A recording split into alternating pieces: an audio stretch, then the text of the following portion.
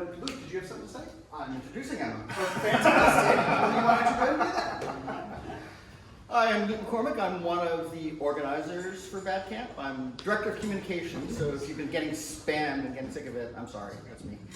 I had the pleasure of meeting Emma in Lille, France 2 years ago in a little birds of a feather room where we looked into Drupalisms, but I won't go into all that history because I'm cutting into her time and she has worked really hard. I was thrilled that she was able to come here all the way from Scotland, where she is director, head of UX at University of Edinburgh. And we were able to do it, thankfully. I just want to mention the keynote sponsor was Debug Academy, Ashraf. Say hi, everybody. DebugAcademy.com. Ashraf is starting a course in Acquia backend certification Wednesday, brand new course. And without further ado, let me introduce Drupal core UX manager and Drupal CMS UX research lead, Emma Horrell.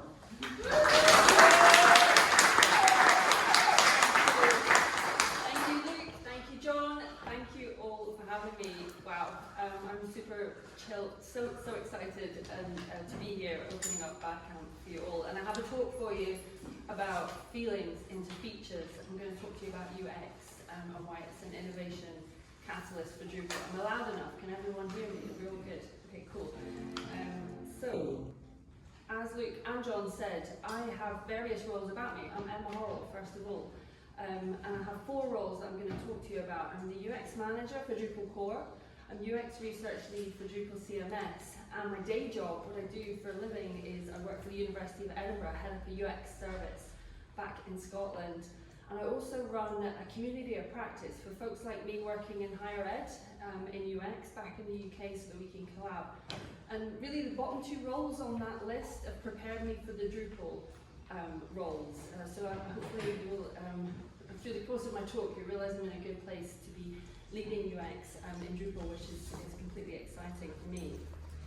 So before we get into it, I'm going to talk about what UX is, right? And UX has an official definition. The International Standards Organization define it as a person's perceptions and responses that result from the use or anticipated use of a product, system, or service. And I'm really grateful this definition is here, but boy, it doesn't really sum up what UX is all about for me. It doesn't sum up how vibrant UX is, how changeable it is, the potential of UX, how much opportunity there is by doing UX work. So when I talk about UX, I talk about it like doing UX. It's an active thing, and it's everything you can do to make a person's experience of using a product, system, or service as good as it can be in a given context. And that's what gets me out of bed in the morning. That is my motivation, my goal, because it's such an opportunity to make the person's life a little bit better by improving the experience of something they're using. So while I might have pictures of me doing talks like this at Drupal events, which I absolutely love doing, my day-to-day looks more like this. I'm sat in Scotland with my headphones on, and it's cold in Scotland, right? So I get to buy lots of jumpers and knitwear, which I love. But my day-to-day involves watching people interact with technology, right? Listening to what they're saying, listening to their thought processes, trying to second-guess where they're going to click next, watching videos back and then taking screenshots to work out what they did, why they did it, and then testing it and trying different things and seeing how they react. And there's always more UX that can be done in the world than there are UX professionals like me. So one of the things I love doing, apart from buying jumpers, is coaching other people to do it. Coaching people to just incorporate a little bit of UX into their day-to-day, because a little bit of UX really does go a long way. So, into slide 6, and I've not mentioned Drupal yet. Okay, here we go. Here is my introduction into Drupal, and I like to think of, I'm on a constant learning curve with Drupal, which is another thing that gets me out of bed in the morning. So when I talk about my journey with Drupal, if you like, I like to think about it as a competence on the bottom and then confidence on the other axis. So I started, I first was introduced to Drupal in my job at the University of Edinburgh. We moved from Drupal 7 to Drupal 10.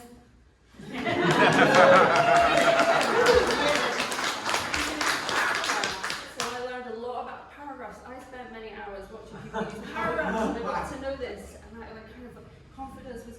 up and I was like, right, yeah, okay, I've got this. And then I got interested in the community, right? And everybody is so friendly and you can ask so many questions, and then you get into lots of different Slack groups and we know how it goes. And one of those Slack groups was Promote Drupal, and we worked on the Drupal.org restructure. And then I started to realize, you know what, there's a lot more to this than I kind of thought. So confidence kind of dipped. And then met Luke and others, and we started to look at terminology, the words in Drupal and Drupalisms, and terms that mean something in Drupal that maybe don't mean the same elsewhere. And that's when I realized, okay, right, confidence going down a bit, but I was still motivated to learn more. Then came along Drupal CMS last year, and I had the amazing privilege of being involved with that from the beginning, signing the pledge up to Starshot, really bought into everything that Starshot, which became Drupal CMS, was about.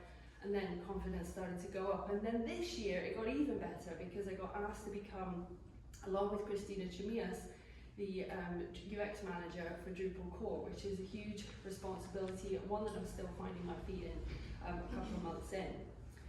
And for me, I think like my reflection on Drupal and UX, and over the time, the relatively short time I've been involved in the community, I think Drupal is going through an evolution in Drupal, and I actually think, listening to people, UX has happened in Drupal since forever, right? But it was maybe just not called UX, it was maybe just not labeled as that. But anybody in this community who builds something that somebody else is going to use, they're thinking about how that's going to get used as UX in its purest form.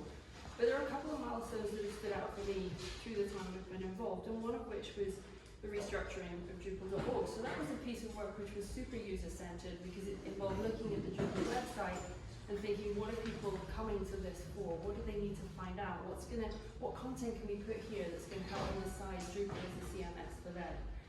That led me on to that and various other things, getting involved with the admin UI restructure, led me on to looking at terminology and thinking that every word that's in a Drupal interface, it means something to somebody. It's an opportunity for them to express. And again, that kind of got me about how we can open this up and thinking about like how people are perceiving Drupal. Drupal CMS had UX involved from the beginning, embedded in the beginning, because it was about reaching out to an unfamiliar audience, the non-technical audience. So we had to learn a lot about them.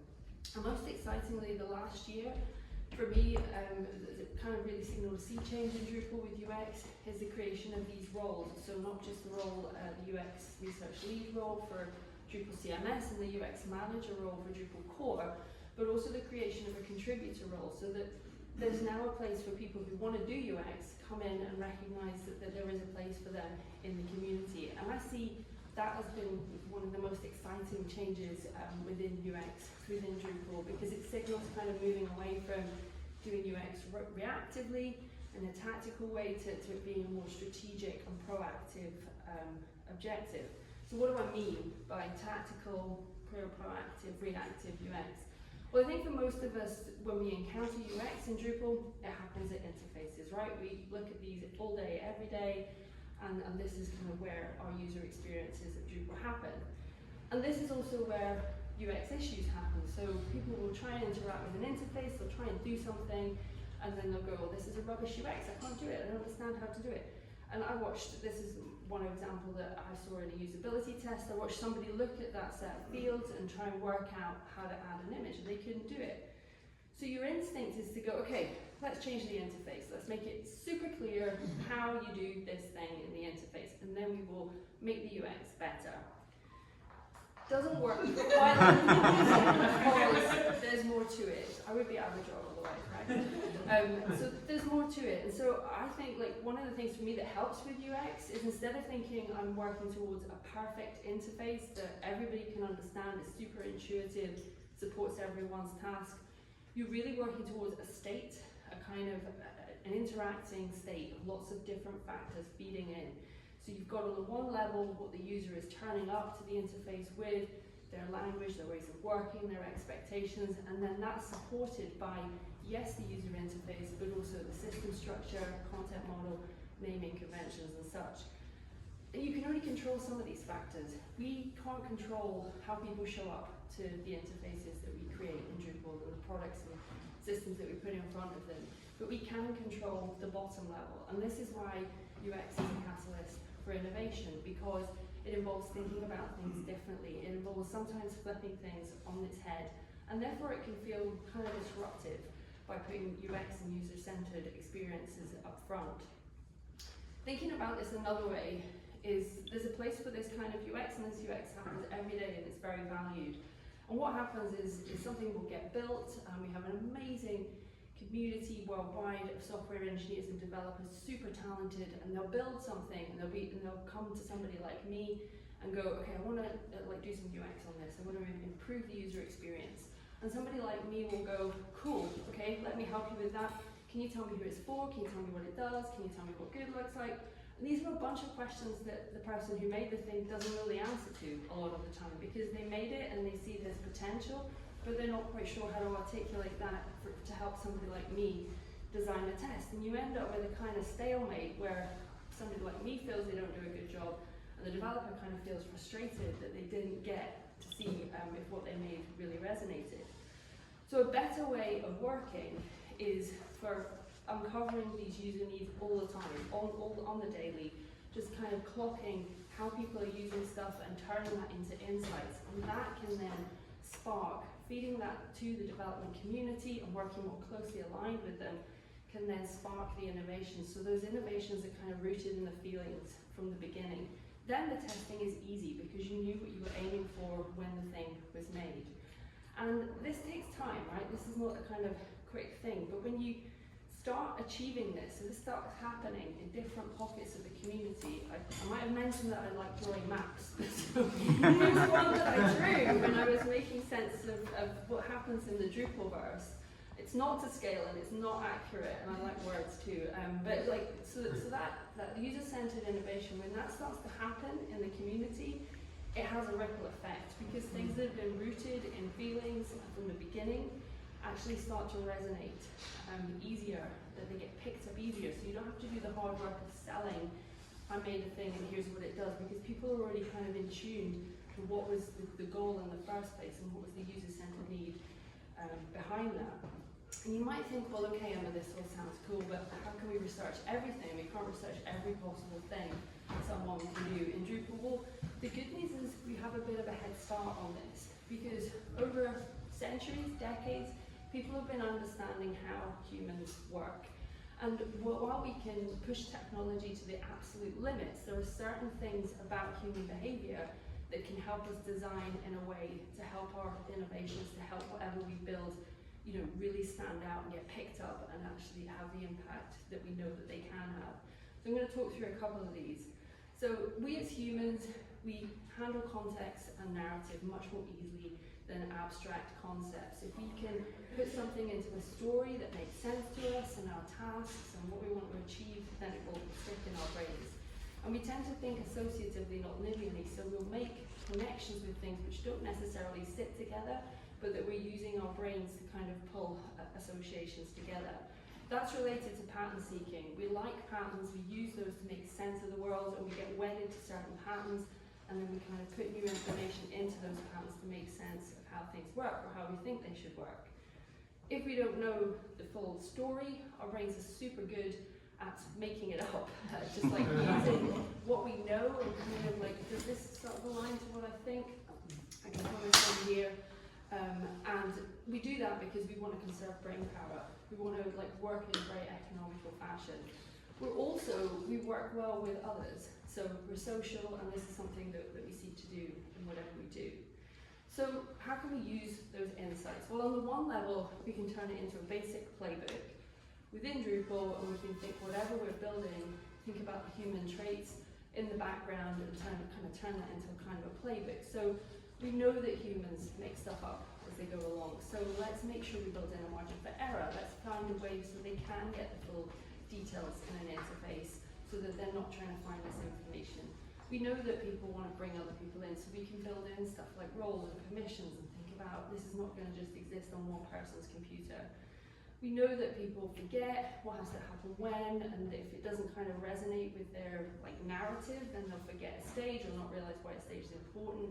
So let's break down complex workflows into small steps, and let's make them really realistic and so that they resonate with people. And yeah, focusing on the context and not the system. Let's talk about things in ways that resonate with the tasks people are doing rather than the kind of system-formed terms. This is one way of applying these kind of human behavior insights to help us work and build stuff more innovatively.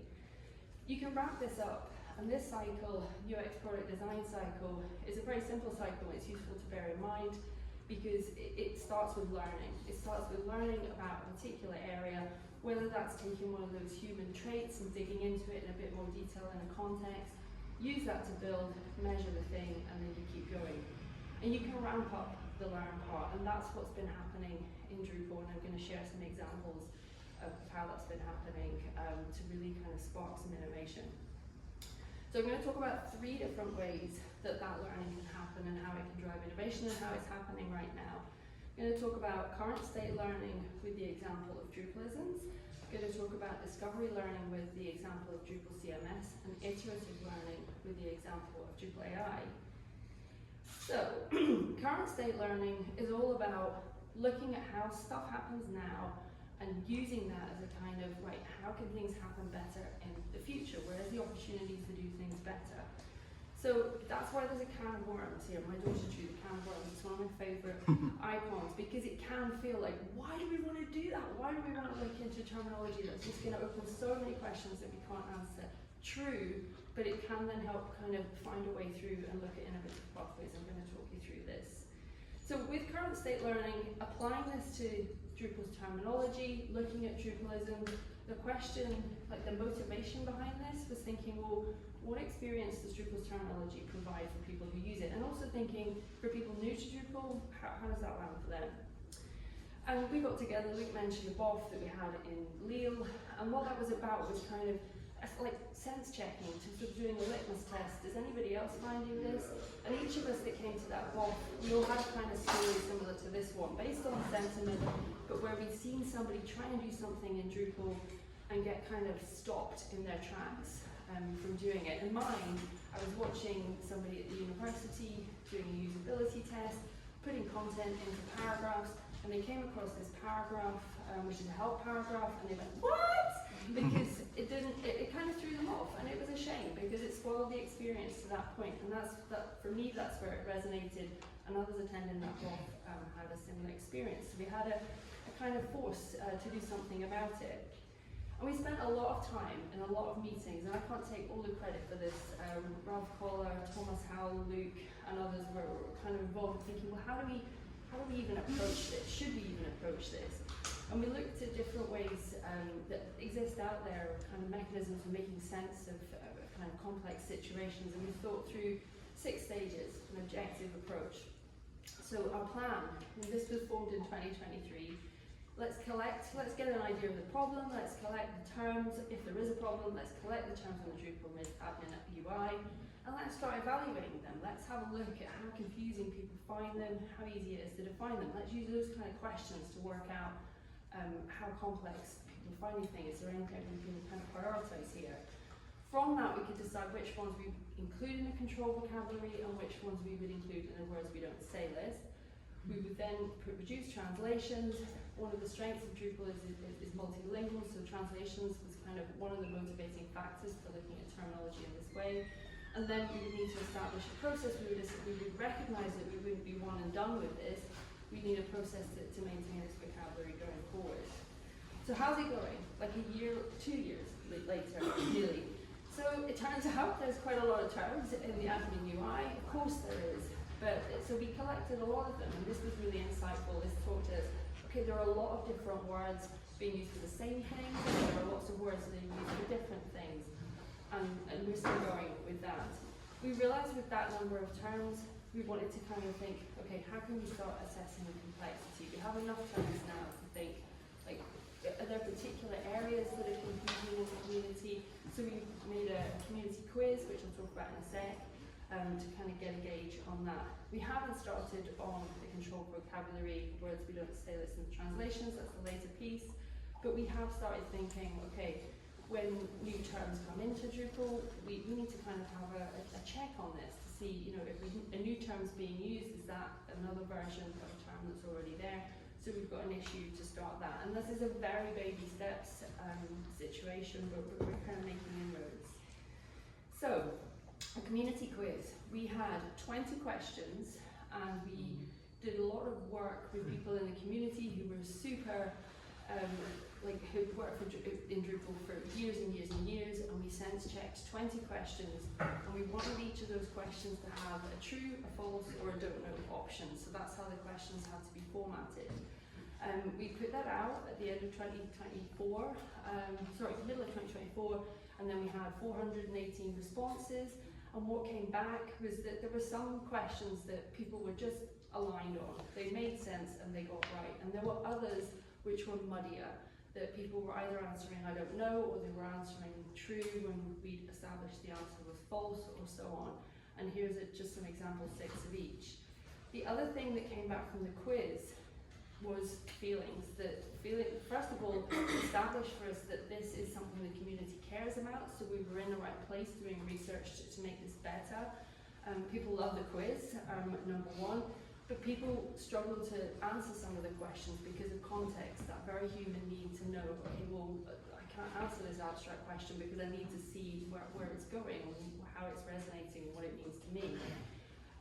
People were also talking on the fact that, you cannot just change words. This isn't a kind of knee-jerk reaction like the interface example I showed earlier. You can't just swap out terms and for other terms that you think are simpler because there's legacy involved. These terms have all been selected for a certain reason, and they mean things to lots of people. But one of the things that came through the comments was a kind of light to how we might move forward with this. So this particular comment, there's no question it's complex, but let's accept that it's complex and let's focus our efforts on how we can produce tools or ways for people to actually understand the terminology, get to grips with it, and learn it, and understand how to apply Drupal in the way that they need to. Let's aim towards a really simple guide that can get somebody up to speed with the vocabulary of Drupal. So, concluding this piece of work, this current piece of current state learning, I guess, the quiz and what we've done so far in Drupalisms has been a real success in terms of innovative thinking, because in 4 particular areas. Firstly, we have a group of interested and engaged contributors, and with groups like that, you can do anything. You can really make a change, and so that's a super positive. Also, that ripple effect started to occur, because when we put the quiz out, people started to think, okay, for example, the people that work on documentation, Amber and Joe, got in contact with us and started saying, we write the documentation for Drupalize Me, can we sync, can we work out certain terms we really struggle to explain in documentation, could we maybe prioritize looking at those for how to kind of make them simpler or make them easier to define. And in a similar way, we've got the opportunity to work with the Drupal Open University initiative run by Horrell, Drupal Viking, who's looking at how people learn Drupal, how it's taught, and obviously there's an opportunity there to think about the words being used. And with the advent of Drupal CMS, a blank canvas, a new product, we had the opportunity to make really careful choices about which words were being used on the interfaces for those non-technical audiences. I'm going to talk about some discovery learning that's happening in Drupal with the example of Drupal CMS. And this was about, as I said, looking towards non-technical audiences. And the question that kind of was around really was, okay, we know non-technical audiences are out there, we know that they can benefit from using Drupal, but how can we convince them? How do we bring them in? Simple answer, we needed to learn about them. This is the purest form of the learn and build and master cycle. So first of all, we needed to know how they work, what their tasks are, what their expectations are, and what products they use. Because if we're going to lure them away from other products, then we need to know why they're using those products and what tasks they're using them for, and how we can kind of meet those demands with Drupal and actually do a better job with Drupal, as we know we can. When we had that information, we needed to then focus on the build, and a first impression was super important, because this is where someone will decide, yes, I'm going to use Drupal as my CMS, or no, I'm not going to do that. The onboarding needed to be slick, the tasks needed to be upfront, we needed to have pre-thought what people were going to need with the fundamentals built in. And then when we got to MVP in version 1, of course we were not done. We needed to then gather data from that and work out, okay, how is it being used? How can we prioritize those areas and make them even better? So leading up to version 1, some of the areas of discovery research we did, we looked at archetypes. This is a fancy word for just descriptions of people who we think would use Drupal CMS. And the jobs to be done are the tasks that they would do in a particular context, so in their particular world. And for this, we were really lucky because over the years, there's been lots of research done in the Drupal community about how people use Drupal, what they like, what they don't like. That was a great starting point. We had some extra research from Acquia as well, and we added that with interviews, and we learned that we got a really rich picture of these archetypes. We then started to look at those tasks and that onboarding piece, and working out that when people learn a system for the first time, there's some tasks they have to do just once and they're done. There's other tasks that they do that kind of warm them up for doing other pieces of work, and then there's some tasks that they'll have to get to grips with to do all the time. And it was like breaking all of those down and thinking, how can we make those as straightforward for people as possible? Benchmarking, as I said before, we knew that the people that we were attracting, these non-technical audiences, were using products like these, so it was important to know what they were offering and how we could respond to that. And all of that led us to being able to build from an informed place. So we built a very intuitive installation route. It's a kind of step-by-step process. And this went through multiple iterations to think, what do we put out when? That will let somebody then arrive at a dashboard with the tasks up front, so straight away they could see how to do things that they would need to do with their CMS. And with things like SEO and accessibility built in, they didn't have to think about this, it was just there for them. So, where we are with it now, version 1, launched obviously in January, and since then, from April onwards, we've been able to collect telemetry data using an Acquia trial, and this has been really insightful because it's telling us how many people are using it first of all, but also what they're actually doing within it. And so we're seeing that creating content, extending, and the managed media are where people are spending their time. So when we're planning our kind of measuring and looking at how we can keep improving, that's a really good indicator of where we want to focus our priorities.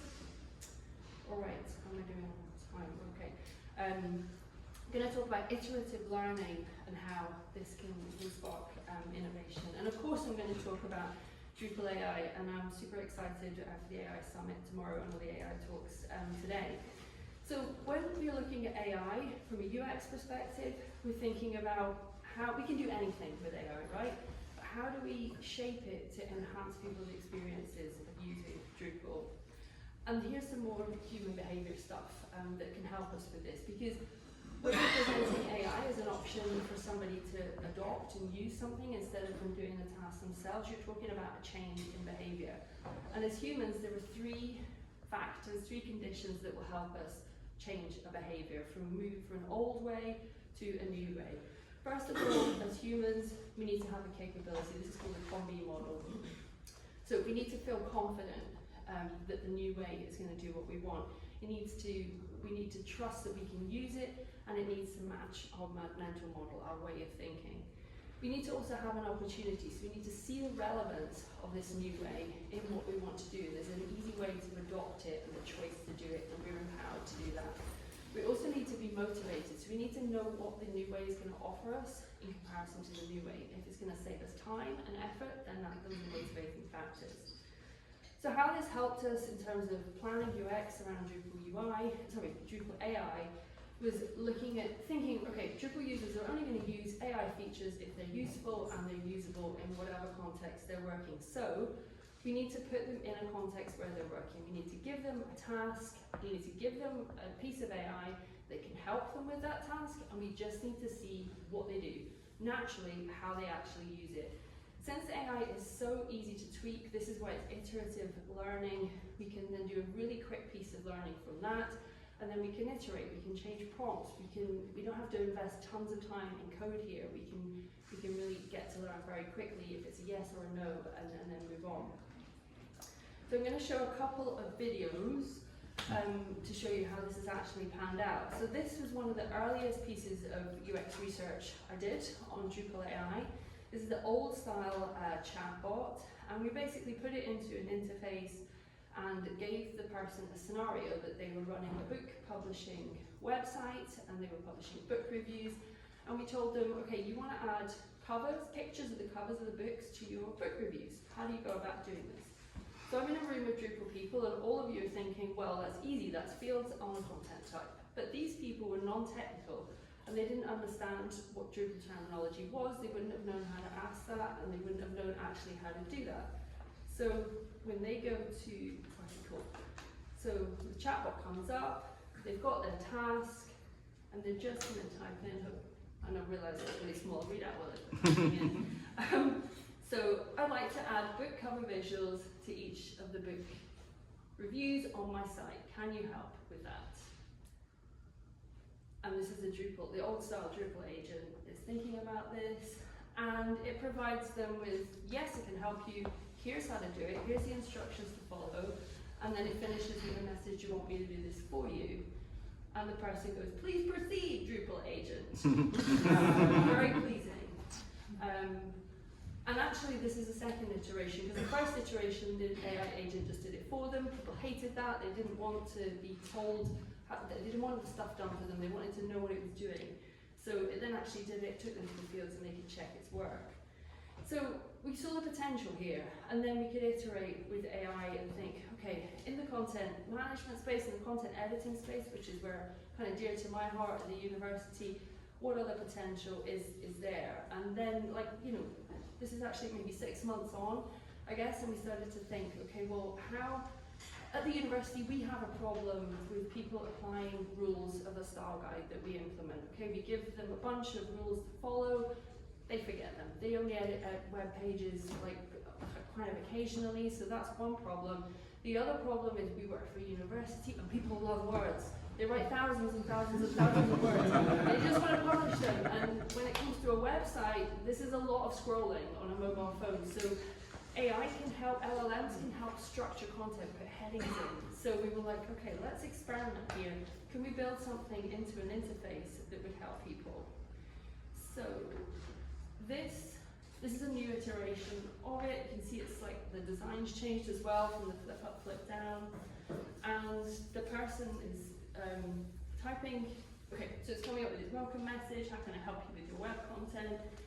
And the person who's using this says, can you help me with my page layout and give me some ideas? And they have some content there that they've just copy pasted from like a Google Doc. You can see there's lots of words there. What's happening here is it's working, is it's actually reading the content on the page, because in the back end, this is a series of agents. So one of the agents' job is to read the content, and then another agent's job to make assessments against the style guide, and another one to give it some suggestions of how that content could be structured. And we've tested this, we're actually still testing this, but people are really surprised that this is actually saving them work and effort, and they can see that that's like something that would be useful to them. There's more work to be done in terms of how they actually take the suggestions and implement them, but then that's where the iteration comes in. Now we need to think, okay, how can we get it to preview and move on? So, but like innovation in action. Okay, stop. Gonna share one more. This one's even worse to see, I'm sorry. It's come out really small. We started thinking search is an issue for us at the university as well. People can't find stuff on our web pages, mainly because there's so much content there and it's kind of unstructured because people like so many words. Could we get an AI assistant to help us find content? So what we did here, we built this is a very simple chatbot again, which just exists here, and all it does is search. It searches the content. This is a demo site that we took from our university web estate, installed this on it, and then we just asked it a bunch of questions and saw how it did. And this question is super small and we're going to read, but they're asking, this is designed for students who have joined the School of History, Classics and Archaeology. One of the questions students will ask is things like, when's the library open? Where do I get my books? So we asked it, when does the Classics Library open? And it basically gave a computer says no answer, because it didn't find the word library. It searched through the content, through the index. It couldn't actually find the index. So we're looking in the back end and looking at where the answer to that question was. It's actually on a page called Facilities, but it's not called a library. Of course, it's called a Special Collections Reading Room. The student is not going to know what a Special Collections Reading Room is. That's an academic thing. So we could then do some tweaking in the back end, and we could tell the AI, look, there's certain jargon words that we use at Edinburgh. We need to make this better for students. Can you help with that? So then it became less about a search that could do everything for a person. I'll show it, but you're not going to be able to read it. But then we did some tweaking in the back end, ran it again, and it is working. It actually then found, it said in the answer, it's a special collections reading room. So it's taught us various things. It's taught us that AI has potential here, but it's also taught us that we have to look at our content to make the AI work better. And then there's a choice there as to the value of it and whether we invest in it. But that's one of the things that UX can help with, to save putting time and effort into something like this if it's not going to be valuable. All right, on the AI side, there's tons more to do, right? There's lots of iterations and prioritization. One thing that came out today, in fact I think it came out a few weeks ago, was a great survey that 1X Internet ran, where they put lots of different ideas for AI agents out there into the community, and they gathered a kind of vote for what people, what the mood is for people, what people want to see kind of developed. And some of the AI features that came out was a search optimizer, an audit trail agent, accessibility advocate, a content librarian, and an approval architect. There's more detail about this in the report that Paul Johnson's circulated today, actually, so it's really interesting. I recommend reading it. Another area to look at in AI is, of course, how do you even get people on board with it? Because yes, it can do lots of things, but if people can't install it, or they don't realize the process they have to go through, or what needs to be in place before it works, they're never going to get to kind of recognize the benefits. So these are two areas where I'm excited for UX-led innovation. So, I said at the beginning, I'm in this new exciting role as UX core manager, and I keep beating myself up thinking, where's your vision, Emma? Come on! So, that's it! I just want more UX-driven innovation in Drupal, but I'm a realist and I know that this is not going to happen overnight. So all I want is more UX to happen, conversations, issues, requests, and I think over time with this we'll get a kind of growing tide in the community, and we can all recognize the benefits of it. I'm a contributor. I've always started as a contributor, so even though I've got leadership roles, which I'm super proud of and feel very responsible for, I'm still very motivated to continue working on issues that I've begun already, like the ones that I've shared. So, help me. I would love to connect. There are a couple of working groups if you're interested in any of those particular pieces of work on Drupalisms, on UX, Drupal CMS, and then AI. Connect with me and ask me some questions if you would like. Thank you.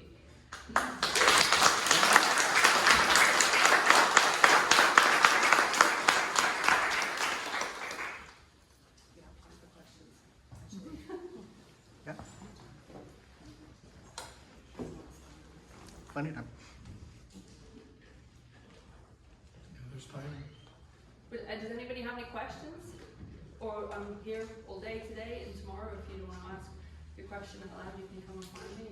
It's easier. Question. Mm-hmm. Since I'm part of the AI initiative, Yes.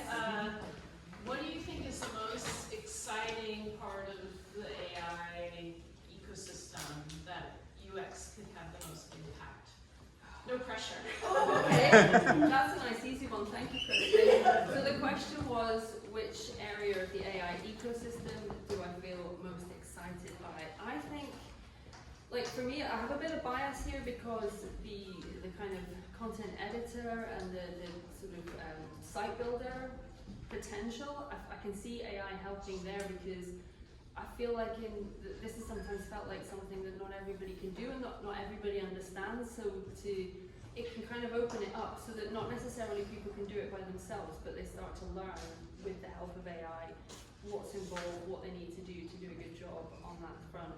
From the back end side, I feel like the kind of processes, that there are a lot of complex processes in Drupal for good reason. It's, the stuff that we can do, it is complex, and that's why, but I feel like AI has an opportunity to break that down and to maybe take some of the effort away from that, because again, it's a kind of cognitive load thing. So I think, I think we could get to a point where we're confident to give AI some of the maybe system stuff to free up time elsewhere and to think more creatively.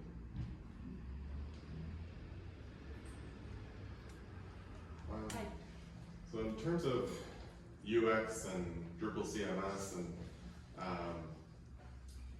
first of all, this is probably my first time hearing you speak, and very impressed, and Thank you. love the work you're doing.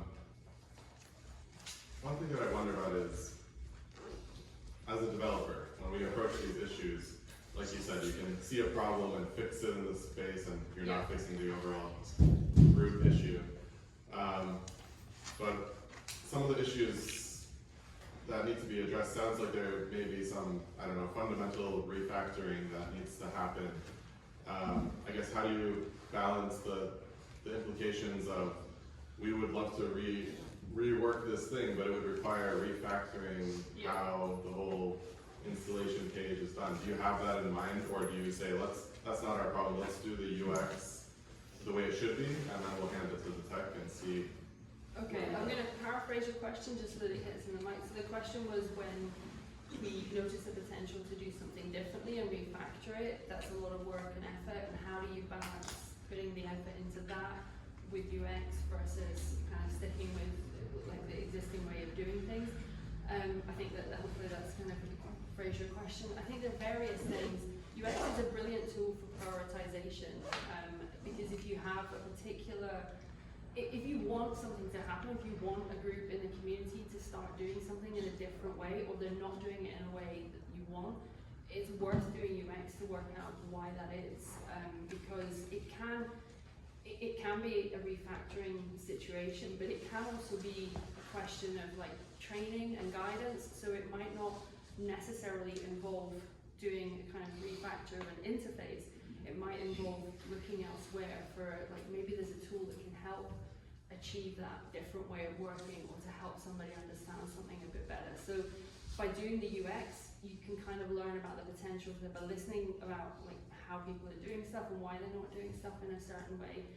There's the potential there. I think the other thing to bear in mind is that, you know, this is not a quick thing, and like big meaty pieces of UX work often start, and then by continually learning, you realize, okay, no, what we thought was going to solve this is not going to solve this. We need to bring this in and that in. So that's why it's a good idea to view it as a kind of continuous cycle rather than a kind of directed. We have to, we have an end goal of refactoring something, and then because that can put you in a position where you fix one thing and then you end up with other stuff that you need to fix.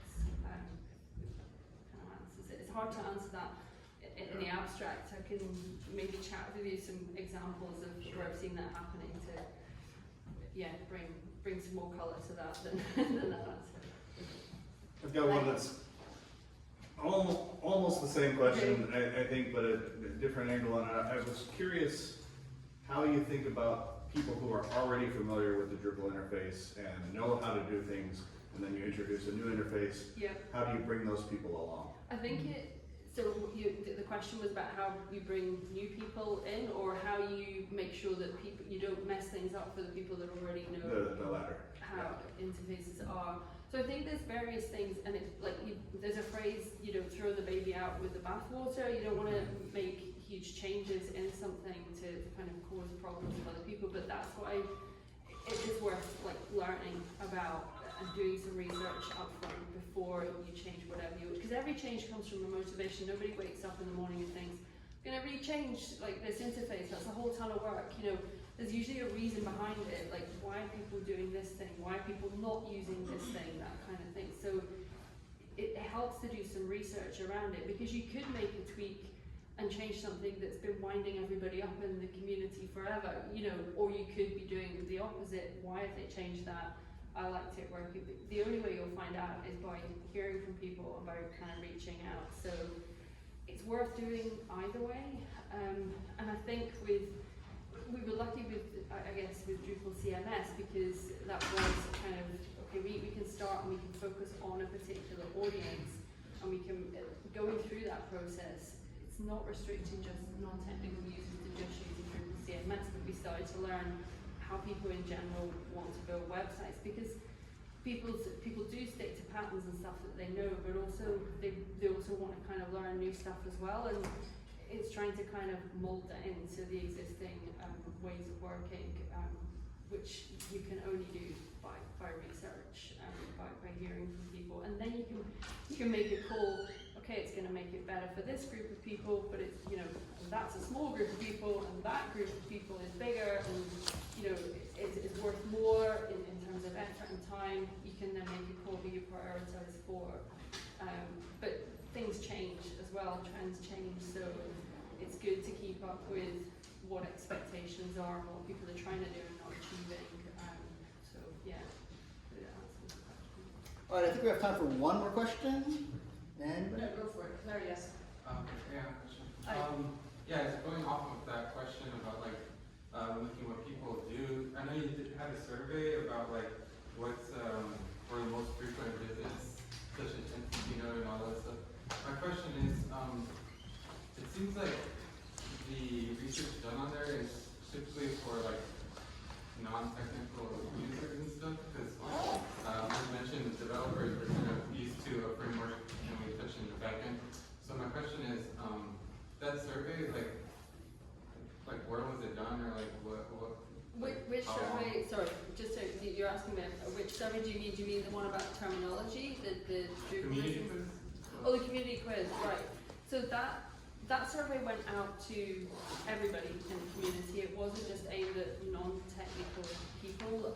That was just circulated widely. And actually, I don't have the statistics, but we asked people to let us know what their roles were, if they wanted to do that, whether they were back-end developers, front-end developers, and there was a mix. I don't have the exact statistics, but there was a mix. And we need to do some more research to work out if there was a correlation between like back-end developers getting the questions, you know, getting the correct answer. But one of the things the survey taught us is that there are certain areas of alignment, but there are other areas that maybe could be clear. And we're not talking about swapping out terms for other terms, because that would make the problem worse for people who already understand stuff. But it's about trying to think, how can we make that accessible to other people? Because what tends to happen is people will reach a plateau in Drupal, and after that they don't know like how to do more complex stuff. And one of the things that this survey was indicating that it kind of the words that we use don't really help with that. So if we can find, it's not about changing the terminology, it's about like trying to make it so that everybody can get up to the next level and become more proficient in Drupal. But yeah, for my next talk, which will be at DrupalCon, I'm gonna do a deeper dive into like who answered which questions based on the roles. But yeah, so that will be available at the end of October. If you're interested, that'll be recorded and available. Thank you. All right, well, let's give a big round of applause.